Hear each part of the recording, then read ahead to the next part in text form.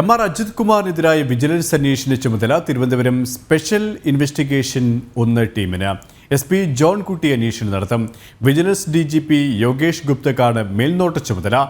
Sujith ദാസിനെതിരായ vigilance അന്വേഷണവും ഇതേ team അന്വേഷിക്കും. ഇവരുമായി ശാലിനി ശരിയാണ്. ശാലിനി, സുജിത് ദാസിനെതിരായ അന്വേഷണവും ഇതേ ടീമിനെ, എം.ആർ. അജിത് കുമാറിനെതിരായ കേസിന്റെ അന്വേഷണ ചുമതലയുമായി ബന്ധപ്പെട്ട് അന്വേഷണ സംഘവുമായി ബന്ധപ്പെട്ട വിവരങ്ങൾ.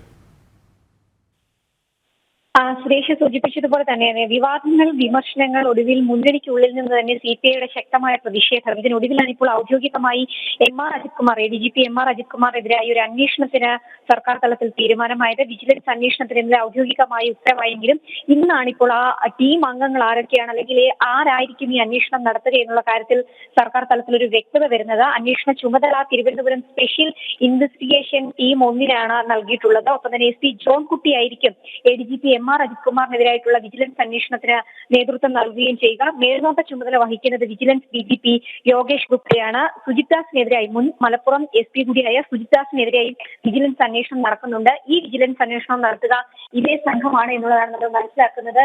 ഇടതുമുന്നണിയിൽ നിന്ന് ഉൾപ്പെടെ വലിയ രീതിയിലുള്ള വിമർശനങ്ങൾ ADGP എം.ആർ. അജിത് കുമാറിനെ ക്രമസമാധാന ചുമതലയിൽ നിന്ന് മാറ്റി നിർത്തിക്കൊണ്ട് കൃത്യമായ ഒരു വിജിലൻസ് അന്വേഷണം നടത്തണമെന്നൊരു ആവശ്യം ഉന്നയിച്ചിരുന്നു. ആ ആവശ്യത്തിൽ ചുമതലയിൽ നിന്ന് മാറ്റിയില്ല എങ്കിൽ പോലും ഒടുവിൽ സമ്മർദ്ദങ്ങൾക്ക് വഴങ്ങി മുഖം രക്ഷിക്കുന്ന നടപടിയുടെ ഭാഗമായി ഇപ്പോൾ സർക്കാർ വിജിലൻസ് അന്വേഷണത്തിന് നടപടികൾ സ്വീകരിച്ചിരിക്കുകയാണ്. അനധികൃത സ്വത്ത് സമ്പാദനം, ഒപ്പം തന്നെ കവടിയാറിലെ പുതിയതായി നിർമ്മിക്കുന്ന വീടിനുണ്ടായിട്ടുള്ള സാമ്പത്തികമായിട്ടുള്ള വരുമാനം, ഇതടക്കമുള്ള കാര്യങ്ങൾ ഈ അന്വേഷണ പരിധിയിൽ വരുമെന്നുള്ളതാണ് നമ്മൾ പ്രതീക്ഷിക്കുന്നത്. ഒപ്പം തന്നെ ADGP എം.ആർ. Ajith കുമാറിനെതിരെ PV Anwar MLA ഉന്നയിച്ചിട്ടുള്ള ആരോപണങ്ങൾ, സാമ്പത്തിക ഇടപാടുകൾ അദ്ദേഹം ക്രമവിരുദ്ധമായി നടത്തിയിട്ടുണ്ട്, ബിനാമി ഇടപാടുകൾ അദ്ദേഹം നടത്തുന്നുണ്ട്, ബന്ധുക്കളെ ഉപയോഗിച്ച് അദ്ദേഹം സ്വത്ത് സമ്പാദനം നടത്തിയിട്ടുണ്ട്, ഇതിനടക്കമുള്ള കാര്യങ്ങൾ ഈ അന്വേഷണ പരിധിയിൽ വരും എന്നുള്ളതാണ് നമ്മൾ മനസ്സിലാക്കുന്നത്.